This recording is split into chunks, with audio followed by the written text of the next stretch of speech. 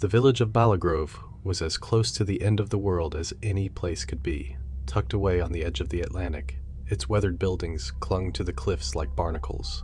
The people of Balagrove were reclusive, almost insular, with an air of secrets whispered by the waves that crashed against the rocky shore. It was the perfect setting for our research on isolated communities and their unique traditions. Little did we know, we were about to uncover something far darker than we could have imagined. Our team consisted of 3 researchers: Dr. Elaine Markham, a cultural anthropologist, Sam Ellis, a marine biologist, and me, Ben Thompson, a historian. We arrived on a cold, misty morning, the salty breeze carrying a sense of foreboding. The villagers greeted us with wary eyes, their weather-beaten faces etched with suspicion. They were polite enough, but there was an unspoken rule that we were outsiders, and outsiders were not to pry too deeply. Balagrove was a time capsule, a place where the modern world seemed to have paused. The village was quaint, with narrow cobblestone streets and cottages that looked as if they had been untouched for centuries. Yet, despite its charm, an oppressive atmosphere hung over the village, a sense that something was not quite right. Our first few days were spent documenting the village's history, its folklore, and its people. Dr. Markham interviewed the villagers, but their answers were often evasive, their eyes darting towards the sea whenever certain topics were broached. Sam took samples from the coastline, intrigued by the unusual marine life that thrived in the area. Meanwhile, I delved into the village's archives, housed in a small, damp building that served as both a library and a town hall. It was in those archives that I first stumbled upon references to the Deep Ones, old, leather-bound journals written in a mix of English and an older, more archaic language spoke of rituals and offerings made to these beings in exchange for bountiful catches and protection from the harsh sea. The entries were cryptic, filled with drawings of grotesque sea creatures and descriptions of strange underwater cities. Intrigued, I shared my findings with Elaine and Sam. Elaine was skeptical, dismissing it as mere superstition, but Sam was fascinated.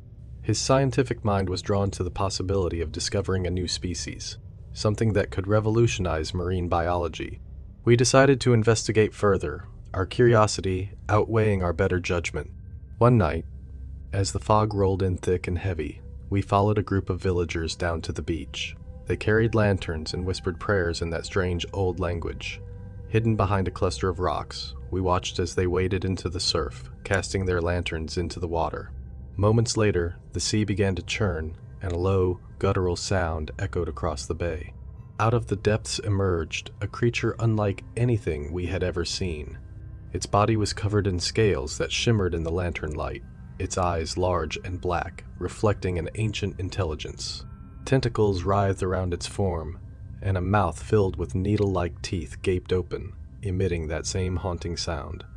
The villagers knelt in the water, offering up their catch of the day, their voices trembling in reverence. We were horrified, yet mesmerized. Sam, unable to contain his excitement, stepped forward, camera in hand. The villagers turned, their eyes wide with panic. No, one of them cried, but it was too late. The creature's eyes locked onto Sam, and with a speed that defied its size, it lunged towards him. Chaos erupted. The villagers screamed and fled, while Sam was dragged into the water, his cries quickly silenced by the sea. Elaine and I ran, our hearts pounding, the creature's roar echoing in our ears. We stumbled back to our cottage, bolting the door behind us. The next morning, the village was eerily calm. The villagers avoided us, their eyes filled with a mix of fear and anger. Sam was gone, and no one spoke of what had happened. We were left with more questions than answers. The memory of that night burned into our minds. Desperate to understand, Elaine and I returned to the archives. We found more journals, more accounts of the Deep Ones and their pact with the villagers. It became clear that this was not just folklore. The Deep Ones were real, and the villagers had been worshipping them for centuries, offering sacrifices to keep their favor. As the days passed, the atmosphere grew increasingly hostile. We knew we had to leave, but we couldn't abandon Sam without knowing his fate. One night we ventured back to the beach, hoping to find some clue, some trace of him. What we found was far worse. In the moonlight, we saw the villagers gathered once more, their voices raised in that same haunting chant, and there, among them, was Sam, but he was not the same. His skin was pale, his eyes vacant, and around his neck hung a necklace of seaweed and bones. He moved with a stiff, unnatural gait, as if controlled by some unseen force. Horror-stricken, we realized that Sam had become one of them, a servant of the Deep Ones. We fled Balagrove that night, leaving behind our equipment, our research, and any hope of saving Sam. We barely escaped with our lives, the image of Sam's lifeless eyes haunting us. To this day, I can still hear the call of the Deep Ones in my nightmares, see the shimmer of their scales in the darkness.